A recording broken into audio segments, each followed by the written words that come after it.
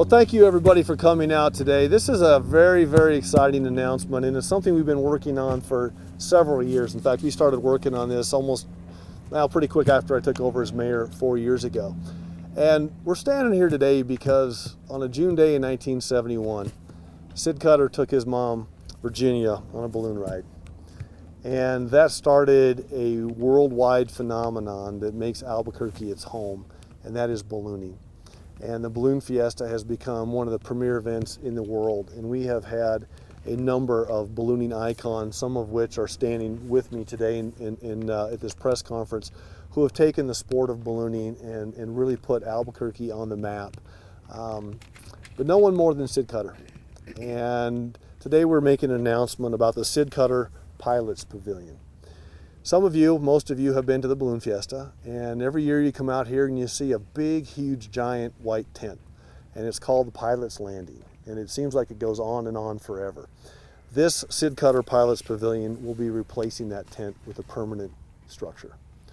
In 2012, after several years of working together with the AIBF board, and Paul Smith is here, and the AIBF board members are here with us today, we negotiated a new contract. And in that contract, I wanted as a mayor specifically to have a clause in there that basically said, if we can find ways to team together where it does AIBF some good, and we can have some benefit to the city of Albuquerque, and we can help share the expense of that, for example, not having to rent the big tent, putting that money back to the city. Let's do that. Let's find a way to do that. At the same time, we wanted to honor Sid, and Jewel Cutter is here with us today. Jewel has been incredibly active pushing this project. And in fact, you will see one of the renderings that you'll see today has a statue of Sid Cutter that's going to go in front of this building. And this Jewel let me know this morning that the Sonny Rivera is a great local artist. He's done the Sid Cutter statuary. And the money has been raised by Jewel and the group from the private sector to pay for that, and it's actually at the foundry right now. So when this building opens up, you're going to see a great in Santa Fe. In Santa Fe, what did I say? Albuquerque? No, it just said the foundry. It's on the foundry. The foundry is in Santa Fe. Yeah. So great local artist, trying to keep the dollars right here in New Mexico, and Sid's statue will be right in front of this building. Barbara Baca and her Parks and Rec department have been working with me continually for the last couple of years to do a couple of things.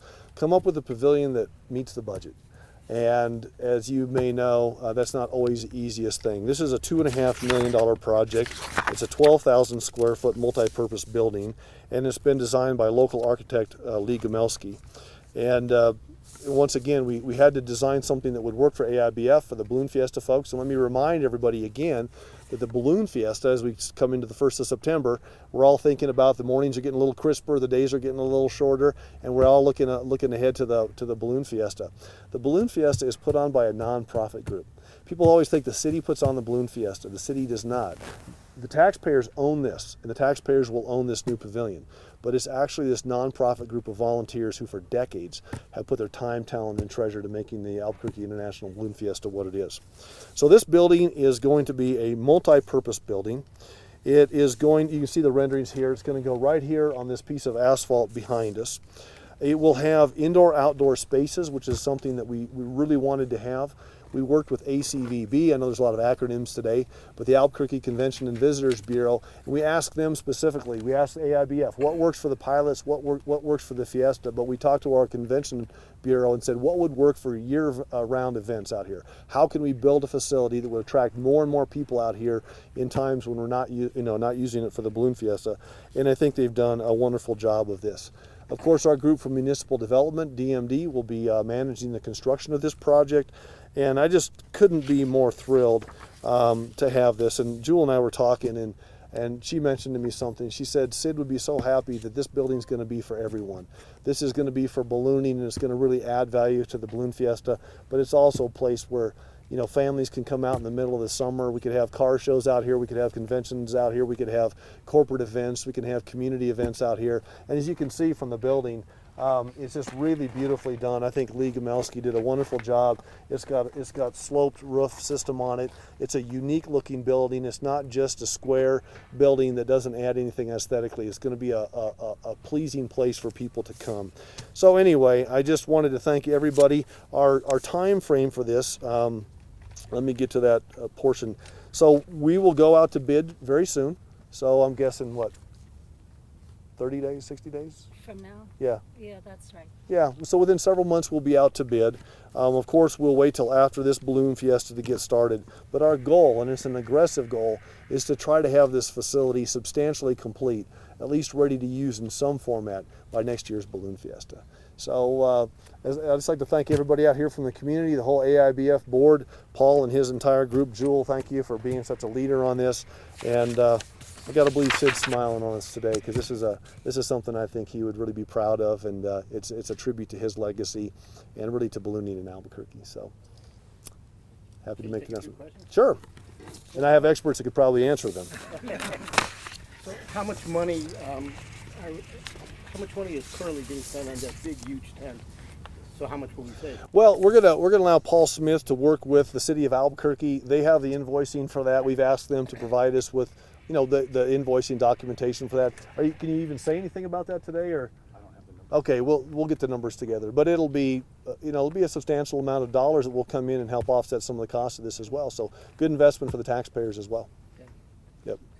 Have you also identified the kinds of purposes that might be used in the non-balloon season? Well, when we sat down and started talking about the building itself, there's also, do they include the restroom facilities? Yes. So there's permanent restroom facilities, which is one of the big needs out here as well. Okay. So as you know, we have soccer tournaments out here. We have the Freedom Fourth, a great event out here. We had, I think, 50 to 60,000 people out here. We could see anything from car shows to corporate events to just anything that the community would like to come out here. And of course, there's 70 acres of grass out here. I think it's 70 acres. 75 acres of grass, and that's in the middle of the high desert. People want to be around green, so we're just gonna open it up and let people have at it. We think that there's a lot of opportunities here to have great community events, and don't want to limit what they could be, but certainly could be any number of things. And of course, one of the things we also talk about is the fact that we've got a world-class RV park here as well.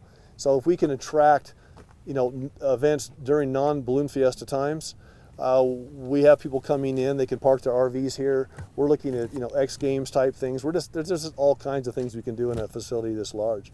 And of course, this is a $40 million investment that the citizens of Albuquerque have made over the decades.